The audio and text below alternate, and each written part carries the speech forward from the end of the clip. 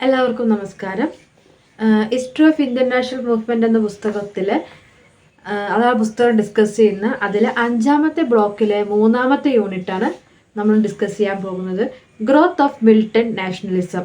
Militant nationalism എന്ന് പറഞ്ഞൊരു ആശയത്തിൻ്റെ വളർച്ച എങ്ങനെയായിരുന്നു എന്നുള്ളത്.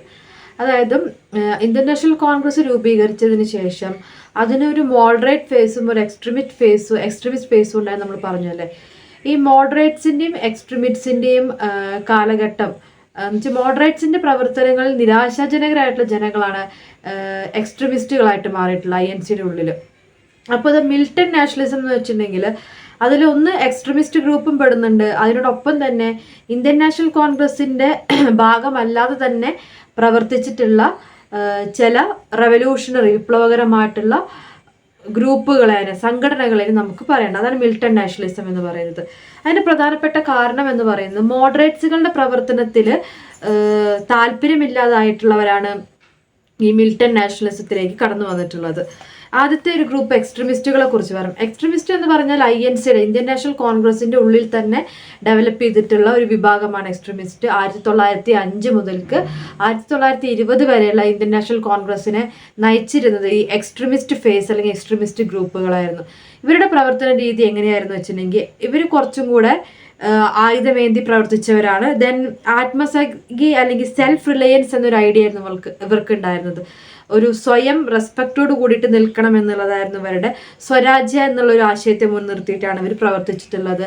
അതുപോലെ തന്നെ ഇന്ത്യയുടെ പഴയകാല സംസ്കാരം, ഹെറിറ്റേജ് അതിനൊക്കെ ഗ്ലോറിഫൈ ചെയ്തുകൊണ്ടുള്ള പ്രവർത്തനങ്ങളാണ് ഇവർ നടത്തിയിട്ടുള്ളത്. അപ്പോൾ ഗ്ലോറിയസ് പാസ്റ്റ് കൾച്ചറിനെ എപ്പോഴും ഗ്ലോറിഫൈ ചെയ്യാന്നുള്ളത് എക്സ്ട്രീമിസ്റ്റുകൾക്ക് ഉണ്ടായിരുന്നു. ദെൻ അവരുടെ പ്രധാനപ്പെട്ട 4 പ്രിൻസിപ്പിൾസ്, എക്സ്ട്രീമിസ്റ്റുകളുടെ 4 പ്രിൻസിപ്പിൾസ് എന്തൊക്കെയാണ്? Swarajya, Swadeshiya, boycott foreign goods, then national educations. സ്വരാജ്യം എന്ന് പറയുന്ന ആശയം, ദെൻ സ്വദേശി പ്രൊഡക്ട്സിനെ പ്രോത്സാഹിപ്പിക്കുക, ബ്രിട്ടീഷ് ഉൽപ്പന്നങ്ങളെ വേണ്ടാന്ന് വെക്കുക, നിരോധിക്കുക, ദെൻ വിദ്യാഭ്യാസം ഉണ്ടാക്കുക. ഇതൊക്കെയായിരുന്നു എക്സ്ട്രീമിസ്റ്റുകളുടെ പ്രധാനപ്പെട്ട ലക്ഷ്യങ്ങൾ, 4 പ്രിൻസിപ്പിൾസ് എന്ന് പറയുന്നത്. പിന്നെ അവര് ആയുധമേന്തിയിട്ടുള്ള പ്രവർത്തനങ്ങൾക്ക് താല്പര്യം കാണിച്ചിരുന്നു. നിസ്സഹകരണം എന്നൊരു മൂവ്മെന്റ് ആണ് അവർ കൂടുതലായിട്ടും, നോൺ കോർപ്പറേഷൻ, അതാണ് അവർ കൊണ്ടുവന്നിട്ടുള്ള ഐഡിയോളജി. പിന്നെ ജനാധിപത്യം, ആ ഒരു മൂല്യത്തിൽ അവർ വിശ്വസിക്കുകയും ചെയ്തിരുന്നു. ഇത് എങ്ങനെയായിരുന്നു എക്സ്ട്രീമിസ്റ്റുകളുടെ പോളിസീസ് എന്ന് പറയുന്നത്. ദെൻ മിലിറ്റന്റ് നാഷണലിസം അല്ലെങ്കിൽ ആയുധമേന്തിയിട്ടുള്ള ദേശീയതയ്ക്ക് പ്രാധാന്യം നൽകിയിട്ടുള്ള മറ്റ് സംഘടനകളെ കുറിച്ച് നമുക്കൊന്ന് ഡിസ്കസ് ചെയ്യാം. എന്തുകൊണ്ടാണ് മറ്റ് സംഘടനകൾ ഡെവലപ്പ് ചെയ്ത് വരാനുണ്ടായ കാരണം എന്ന് പറയുന്നത്? ഒന്നാമത്തായിട്ട് നാഷണലിസം എമംഗ് യൂത്ത്, യുവാക്കളുടെ ഇടയിൽ ദേശീയത എന്ന് പറയുന്ന ആശയം ഉണ്ടായി. രണ്ടാമതായിട്ട് failure of moderate and extremist കോൺഗ്രസിന്റെ ഉള്ളിലെ മോഡറേറ്റ് ഫേസിന്റെയും എക്സ്ട്രീമിസ്റ്റ് ഫേസിന്റെയും തകർച്ച പുതിയ ഗ്രൂപ്പ്സിനെ രൂപീകരിച്ചു. Then leadership failure to tap revolutionary energies to the youth, യുവാക്കളെ ക്രോഡീകരിച്ച് കൊണ്ടുപോകാൻ ഈ ഇന്ത്യൻ നാഷണൽ കോൺഗ്രസിന് സാധിച്ചില്ല എന്നുള്ളത്. ദെൻ നാലാമതായിട്ട് government repression left no peaceful avenues upon for the protest. അതായത് ബ്രിട്ടീഷ് ഗവൺമെന്റിന്റെ നടപടികളിൽ തോന്നിയിട്ടുള്ള ദേഷ്യം, ഇത്രയും കാര്യങ്ങളാണ് പുതിയ റെവല്യൂഷണറി മൂവ്മെന്റ്സിന്, പുതിയ വിപ്ലവ മുന്നേറ്റങ്ങൾക്ക് കാരണമായി. അപ്പൊ ഇന്ത്യൻ നാഷണൽ കോൺഗ്രസിന്റെ പുറത്ത് വിപ്ലവ മുന്നേറ്റങ്ങൾ ഉണ്ടാവാൻ കാരണം ഇതൊക്കെയാണെന്നാണ് പറയുന്നത്. ഇനി ചില പ്രധാനപ്പെട്ട ആക്ടിവിസ്റ്റുകൾ അല്ലെങ്കിൽ ഓർഗനൈസേഷൻസ്, സംഘടനകൾ ഏതൊക്കെയാണെന്ന് നോക്കാം. ഇവർ പ്രധാനമായിട്ടും നടപ്പിലാക്കിയ ഒരു രീതി എന്ന് പറയുന്നത് ബ്രിട്ടീഷുകാരുടെ ഉള്ളിൽ, ബ്രിട്ടീഷ് ഓഫീസേഴ്സ് അല്ലെങ്കിൽ അധികാരികളുടെ ഉള്ളിൽ ഭയം ജനിപ്പിക്കുക എന്നതായിരുന്നു. അവരെ ഭയപ്പെടുത്തിയിട്ട് കാര്യം നേടുക എന്നതായിരുന്നു ഇവരുടെ പ്രധാനപ്പെട്ട ലക്ഷ്യം എന്ന് പറയുന്നത്. അതിനു വേണ്ടിയിട്ട് ബ്രിട്ടീഷുകാരെ കൊല്ലുകയും ഒക്കെ ചെയ്യുന്ന ഒരു പ്രവർത്തന രീതിയാണ് ഇവർ മുന്നോട്ട് വെച്ചത്. ആയുധമേന്തിയ പ്രവർത്തനം എന്ന് പറയുമ്പോൾ ആയുധം കൊണ്ട് ബ്രിട്ടീഷുകാരെ മുറിവേൽപ്പിക്കുക, ബ്രിട്ടീഷുകാരെ ഇല്ലാതാക്കുക എന്ന് തന്നെയായിരുന്നു ഇവരുടെ ലക്ഷ്യങ്ങളിൽ ഉണ്ടായിരുന്നത്. ഇനി ആദ്യത്തെ ഇത്തരം റവല്യൂഷണറി വിപ്ലവ പ്രവർത്തനങ്ങളിൽ ആദ്യത്തേത് 1902 മിഡ്നാപൂറിലാണ് രൂപീകരിച്ചത്. 1902 മിഡ്നാപൂറിൽ അതിന് നേതൃത്വം നൽകിയത് ജ്ഞാനേന്ദ്രനാഥ് ബസു ആണ്. ജ്ഞാനേന്ദ്രനാഥ് ബസു. അടുത്തത് കൽക്കത്തയിൽ രൂപീകരിച്ച റവല്യൂഷണറി അസോസിയേഷൻ അണ്ടർ ആരുടെ നേതൃത്വത്തിലായിരുന്നു? പ്രമോദ മിട്ടറും അതുപോലെ തന്നെ ജൈത്രേന്ദ്രനാഥ് ബാനർജി, ബരീന്ദ്രകുമാർ ഘോഷ് അങ്ങനെയുള്ളവരുടെ നേതൃത്വത്തിലും കൽക്കത്തയിലും ഒരുപാട് ഓർഗനൈസേഷൻസ് 1902 രൂപീകരിച്ചിട്ടുണ്ട്. ഇതിനോട് കൂടെ പിന്നെ അനുശീലൻ സമിതി രൂപീകരിച്ചു 1906. അതിന് നേതൃത്വം നൽകുന്നത് ബരീന്ദ്രകുമാർ ഘോഷും ഭൂപേന്ദ്രനാഥ് ദത്തിയായിരുന്നു. ഏതാണ് അനുശീലൻ സമിതി? 1906 ബരീന്ദ്രകുമാർ ഘോഷ് ആൻഡ് ഭൂപേന്ദ്രനാഥ് ദത്ത ഇവരുടെ നേതൃത്വത്തിൽ തുടങ്ങി. ഇനി മീഡിയ, പ്രിന്റിംഗ് പ്രസ്സുകൾക്ക് ഒരു പ്രധാന പങ്കുണ്ടായിരുന്നു. അതിന്റെ ഭാഗമായിട്ട് പുറത്തിറക്കിയ 2 പത്രങ്ങളാണ് യുഗന്ധറും സന്ധ്യയും. ഈ മീഡിയ മുഖാന്തരം യുഗന്ധർ, സന്ധ്യ ഈ 2 മീഡിയ ഉപയോഗിച്ചുകൊണ്ടും ഒരുപാട് അറ്റാക്സ്, ബ്രിട്ടീഷുകാർക്കെതിരെയുള്ള ഒരുപാട് പ്രവർത്തനങ്ങൾ നടത്തിയിട്ടുണ്ട് ഈ വിപ്ലവകാരികളുടെ പല പ്രവർത്തനങ്ങളും ഇതുപോലെ പ്രിന്റിംഗ് പ്രസ് ഉപയോഗിച്ചിട്ടുണ്ടായിരുന്നു. അവർ ഒരുപാട് പത്രികകൾ, ജേണലുകളൊക്കെ അടിച്ചിറക്കി സാധാരണക്കാരിലേക്കൊക്കെ എത്തിക്കാൻ ശ്രമിച്ചിട്ടുണ്ടായിരുന്നു. ഇനിയും 1907 ബ്രിട്ടീഷ് ഉദ്യോഗസ്ഥനായിട്ടുള്ള ആൻഡ്രൂ ഫ്രേസറിനെ കൊല്ലാൻ ശ്രമിക്കുന്നുണ്ട്. 1907 അങ്ങനെ കൊല്ലാൻ ശ്രമിക്കുന്നു. പക്ഷെ അദ്ദേഹം രക്ഷപ്പെടുന്നുണ്ട്.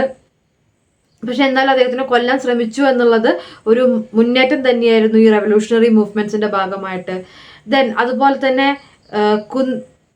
കുന്തിറാം ബോസും ചക്കി എന്ന് തുടങ്ങിയ 2 ആൾക്കാര് ഒരു ജഡ്ജിനെ, ബ്രിട്ടീഷുകാരിലെ ഉദ്യോഗസ്ഥരായിട്ടുള്ള ജഡ്ജിനെ കൊല്ലാൻ ശ്രമിക്കുന്നുണ്ട്. കൽക്കത്ത കേന്ദ്രീകരിച്ചാ തോന്നുന്നുണ്ട്. ഒരു ജഡ്ജായിരുന്ന ആളെ കൊല്ലാൻ നോക്കുന്നുണ്ട്. 1908 മുസഫർപൂരിൽ വെച്ചിട്ടാണ് കൊല്ലാൻ നോക്കുന്നത്. അതിൽ നിന്ന് ജഡ്ജി രക്ഷപ്പെടുന്നു. പിന്നെ ഇവരെ വിചാരണ ചെയ്തിട്ട് കൊല്ലുകയാണ് ചെയ്യുന്നത്. അപ്പൊ ഇതാണ് ആദ്യ കാലഘട്ടത്തിൽ ഉണ്ടായിട്ടുള്ള ഇത്തരം അറ്റാക്കുകൾ എന്ന് പറയുന്നത്. ഇതിനോട് പുറമേ ഉണ്ടായിട്ടുള്ള മറ്റ് കേസുകളാണ് മുറാരിപ്പൂർ കോൺസ്പിറസി കേസ്, ഭാറ ഡക്യോട്ടി തുടങ്ങിയവയൊക്കെ ഇത്തരം ബ്രിട്ടീഷുകാർക്കെതിരെ നടത്തിയിട്ടുള്ള ബ്രിട്ടീഷ് ഓഫീസേഴ്സിനെ പല രീതിയിൽ വധിക്കാനും ഉപദ്രവിക്കാനൊക്കെ ശ്രമിച്ചിട്ടുള്ള വിപ്ലവ പ്രവർത്തനങ്ങൾ തന്നെയായിരുന്നു. ഡിസംബർ 1912 റാഷ് ബെഹാരി ബോസും അതുപോലെ തന്നെ സച്ചിൻ സന്യാലും ഇവർ 2 പേരും കൂടെ ഒരു ബോംബേർ നടക്കുന്നുണ്ട്. അന്നത്തെ വൈസ്രോയ് ആയിട്ടുള്ള വൈസ്രോയ് ആയിരുന്ന ഹാർഡിഞ്ചിനെതിരെ ബോംബാക്രമണം നടത്തുന്നുണ്ട്. ആരൊക്കെയാണ്? റാഷ് ബെഹാരി ബോസും സച്ചിൻ സന്യാലും. ഡിസംബർ 1912 ഡൽഹിയിൽ വെച്ചാണ് ഇത് സംഭവിക്കുന്നത്. പക്ഷെ അവരേനും പിടിക്കുക തന്നെയാണ് ചെയ്യുന്നത്. ഇത്തരത്തിലുള്ള ഒരുപാട് റെവല്യൂഷണറി ആക്ടിവിറ്റീസ് ഇന്ത്യയുടെ പല ഭാഗങ്ങളിൽ നടക്കുന്നുണ്ട്. റാമോസി പെസന്റ് മൂവ്മെന്റ്, ഒരു കർഷക മൂവ്മെന്റ് ആണ് റാമോസി. അതിലും ബ്രിട്ടീഷുകാരും സാമന്തന്മാരും കൂടിയിട്ടാണ് ഈ കർഷകരെ കഷ്ടപ്പെടുത്തിയിരുന്നത്. അതുകൊണ്ട് അവർക്കെതിരെ മഹാരാഷ്ട്രയിൽ ഒരു ബ്രിട്ടീഷുകാർക്കെതിരെ അറ്റാക്ക് ഉണ്ടാകുന്നുണ്ട്. ബ്രിട്ടീഷുകാരെ കൊല്ലാനുള്ള ശ്രമമെല്ലാം ഇവിടെയും നടക്കുന്നുണ്ട്. ഇതിലൊരു പ്രസന്റ് റിവോൾട്ടിൽ ബ്രിട്ടീഷുകാരെ കൊല്ലുകയും ചെയ്യുന്നുണ്ട് കേട്ടോ. പ്രസന്റ് റിവോൾട്ടിൽ ബ്രിട്ടീഷുകാരനെ കൊല്ലുകയും ചെയ്യുന്നുണ്ട്. അതിൽ തന്നെ ദാമോദർ ആൻഡ് ബാലകൃഷ്ണൻ, ചപ്പേക്കാർ ബ്രദേഴ്സ് എന്നറിയപ്പെടുന്ന 2 പേര്, 1897 ബ്രിട്ടീഷ് ഓഫീസേഴ്സിനെ കൊല്ലുകയും ചെയ്യുന്നുണ്ട്. ഉയർന്ന പദവിയിലിരിക്കുന്ന ബ്രിട്ടീഷ് ഓഫീസേഴ്സിനെയാണ് ഇവർ കൊല്ലുകയും ചെയ്തിട്ടുള്ളത്. പിന്നെ VD സവർക്കറും അതുപോലെ തന്നെ ഗണേഷ് ദാമോദർ സവർക്കറും അവരുടെ നേതൃത്വത്തിൽ തുടങ്ങിയ ഒരു അസോസിയേഷനാണ് അഭിനവ് ഭാരത് സൊസൈറ്റി. അതിന്റെ നേതൃത്വത്തിലുള്ള ഒരുപാട് പ്രവർത്തനങ്ങൾ നടക്കുന്നുണ്ട്. ഇത്തരത്തിലുള്ള പല പ്രവർത്തനങ്ങളുടെ ഭാഗമായിട്ട് ലാലാ ലജ്പത് റായ്, പഞ്ചാബിൽ വെച്ചിട്ട് ലാലാ ലജ്പത് റായിനെ കൊല്ലുന്നുണ്ട്. ലാലാ ലജ്പത് റായുടെ ഈ വിപ്ലവകരമായ പ്രവർത്തനങ്ങൾ കാരണം. ഭഗത് സിംഗ്, രാജ്ഗുരു, സുഖദേവ് ഇവരെ 3 പേരെയും ഒരുമിച്ച് ഒരു ദിവസമാണ് തൂക്കിക്കൊന്നത്. അറിയാലോ, 1931 മാർച്ചിലാണ് ഇവരാണ് തൂക്കിക്കൊല്ലുന്നത്. ലാഹോർ കോൺസ്പിറസി കേസ്, സ്കോട്ട് എന്ന് പറഞ്ഞ ബ്രിട്ടീഷ് ഭരണാധികാരിക്ക് നേരെ ബോംബാക്രമണം നടത്തി കൊല്ലാൻ ശ്രമിച്ചതിന്റെ ഭാഗമായിട്ടാണ് ഇവരെ തൂക്കിലേറ്റുന്നത്. ഇതൊക്കെയായിരുന്നു ആ കാലഘട്ടത്തിലെ ഒരു മേജർ ആയിട്ടുള്ള റെവല്യൂഷണറി ആക്ടിവിറ്റീസ് എന്ന് പറയുന്നത്. ഈ റെവല്യൂഷണറി ആക്ടിവിറ്റീസിന്റെ സിഗ്നിഫിക്കൻസ്, ഇമ്പോർട്ടൻസ് എന്തൊക്കെയാണെന്ന് നോക്കാം. ഒന്ന്, ഇതിന് വേണ്ടിയിട്ട് ഒരുപാട് പുറമേ നിന്ന്, ഇന്ത്യയുടെ പുറത്തു നിന്ന് ഇത്തരമുള്ള റെവല്യൂഷണറി ആക്ടിവിറ്റീസിന് വേണ്ടിയിട്ട് ഫണ്ടുകൾ നൽകുന്ന ആൾക്കാരുണ്ടായിരുന്നു, ഇത്തരം ആക്ടിവിറ്റീസ് ഒക്കെ പ്രോത്സാഹിപ്പിക്കാൻ വേണ്ടിയിട്ട്. പിന്നെ ഈ റെവല്യൂഷണറീസ്, വിപ്ലവകാരികൾ പ്രധാനമായിട്ടും ശ്രമിച്ചത് ആയുധ ശേഖരണത്തിന് വേണ്ടിയിട്ടാണ്. ആയുധങ്ങൾ ശേഖരിച്ചുകൊണ്ടാണ്. അപ്പൊ ആയുധങ്ങൾ ഉണ്ടെങ്കിലാണല്ലോ ഇവർക്ക് ബ്രിട്ടീഷുകാർക്കെതിരെ പോരാടാൻ പറ്റൂ. കാരണം ആദ്യകാലങ്ങളിൽ ഉപയോഗിച്ചിരുന്ന ആയുധങ്ങൾ എന്ന് പറഞ്ഞിട്ടുണ്ടെങ്കിൽ ബ്രിട്ടീഷുകാർക്കെതിരെ പിടിച്ചു നിൽക്കാൻ പറ്റുന്ന ആയുധങ്ങളൊന്നും ആയിരുന്നില്ല ഇന്ത്യ ആദ്യ കാലങ്ങളിൽ ഉപയോഗിച്ചിട്ടുണ്ടായിരുന്നു. അപ്പൊ പിന്നീട് ഇപ്പോൾ ആയുധങ്ങൾ എന്ന് പറഞ്ഞാൽ അവരോടൊപ്പം നിൽക്കുന്ന, അല്ലെങ്കിൽ ബ്രിട്ടീഷുകാരോട് കിടപിടിക്കാൻ രീതിയിലുള്ള തോക്കും കാര്യങ്ങളും തന്നെ ഉപയോഗിക്കലായിരുന്നു പുതിയ രീതിയിലുള്ള വിപ്ലവ പ്രവർത്തനങ്ങൾ എന്ന് പറയുന്നത്. അപ്പൊ അതിനു വേണ്ടിയിട്ട് മാക്സിമം ആയുധങ്ങൾ ശേഖരിക്കുക എന്നുള്ളത് ഇവരുടെ ലക്ഷ്യം തന്നെയായിരുന്നു. ദെൻ കൂടുതൽ ചെറുപ്പക്കാരെ ആകർഷിക്കുന്ന രീതിയിലുള്ള പ്രവർത്തനങ്ങളാണ്. ചെറുപ്പക്കാരാണ് ഇതിലേക്ക്, ഇത്തരം റെവല്യൂഷണറി ആക്ടിവിറ്റീസിലേക്ക് കൂടുതലായിട്ട് വന്നു. നമുക്കറിയാം, ഭഗത് സിംഗിനെ തൂക്കിക്കൊല്ലുന്ന സമയത്ത് അദ്ദേഹത്തിന് വെറും 23 വയസ്സേ ഉണ്ടായിരുന്നുള്ളൂ. അപ്പൊ ആ ഒരു പ്രായത്തിൽ ആണ് അദ്ദേഹം ഈ വിപ്ലവ പ്രവർത്തനങ്ങൾ നടത്തിയിട്ടുള്ളത്. അപ്പൊ ആ ഒരു പ്രായത്തിലുള്ളവർക്ക് കൂടുതൽ ഇതിലേക്ക് വരാനുള്ള ഒരു പ്രചോദനം ഉണ്ടായിരുന്നു. ദെൻ ഇതെന്ന് വെച്ചിട്ടുണ്ടെങ്കിൽ ഒരുപാട് ഹീറോസിനെയും അതുപോലെ തന്നെ വീരമൃത്യു വരിക്കുന്നവരെ, അല്ലെങ്കിൽ എന്താ പറയാ, രക്തസാക്ഷികളാവുക, അങ്ങനത്തെ ഒരു ഇമേജാണ്, അങ്ങനത്തെ ഒരു രീതിയാണ് ഇതിലൂടെ വരുന്നത്. അപ്പൊ അത്തരം രീതിയിൽ ആകൃഷ്ടരായിട്ടുള്ള ആൾക്കാരുണ്ടായിരിക്കും. അങ്ങനെ ഒരു സമൂഹത്തിന് ഒരു മാതൃകയാവുക, സമൂഹത്തിൽ രക്തസാക്ഷിയാവുക, അങ്ങനത്തെ ചില കാരണങ്ങൾ മുൻനിർത്തിക്കൊണ്ട് ഇത്തരം പ്രവർത്തനങ്ങളിൽ വരുന്നവരുമുണ്ട്. ദെൻ പക്ഷേ ഈ ഒരു പ്രവർത്തനങ്ങൾ എവിടെ വെച്ചാണ് വീക്ക് ആവുന്നതെന്ന് വിചാരിച്ചിട്ടുണ്ടെങ്കിൽ നമ്മുടെ ഭഗത് സിംഗ്, സുഖദേവ് രാജ്ഗുരു ഇവരുടെ മരണത്തോട് കൂടിയിട്ട് ഈ റെവല്യൂഷണറി ആക്ടിവിറ്റീസിന് ഒരു എന്താ പറയാ പിന്നോട്ട് പോക്ക് ഉണ്ടായിട്ടുണ്ടായിരുന്നു. കാരണം പക്ഷെ ഭഗത് സിംഗിനൊക്കെ ഒരുപാട് ഇൻഫ്ലുവൻസ് ചെയ്യാൻ പറ്റിയിട്ടുണ്ടായിരുന്നു ഈ ചെറുപ്പക്കാരനെ.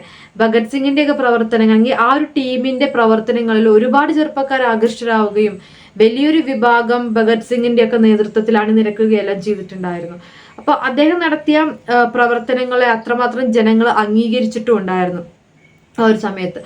അപ്പോൾ അദ്ദേഹം മാത്രമല്ല ഒരുപാട് പേരുണ്ട് കേട്ടോ ആ ഒരു അത്തരം പ്രവർത്തനങ്ങൾ. ഇവരൊരു ഗാങ്ങിൽ ഇവരെ 3 പേരെയാണ് തൂക്കിക്കൊന്നത്. അവരെ കൂടെ നിന്ന് പ്രവർത്തിച്ചിട്ടുള്ള ഒരുപാട് ആൾക്കാരുണ്ട്. സ്ത്രീകളും ഉണ്ടായിരുന്നു. സ്ത്രീകളും ഈ രംഗങ്ങളിലേക്ക് കടന്നു വന്നു എന്നുള്ളത് ഒരു വലിയ മുന്നേറ്റം തന്നെയായിരുന്നു.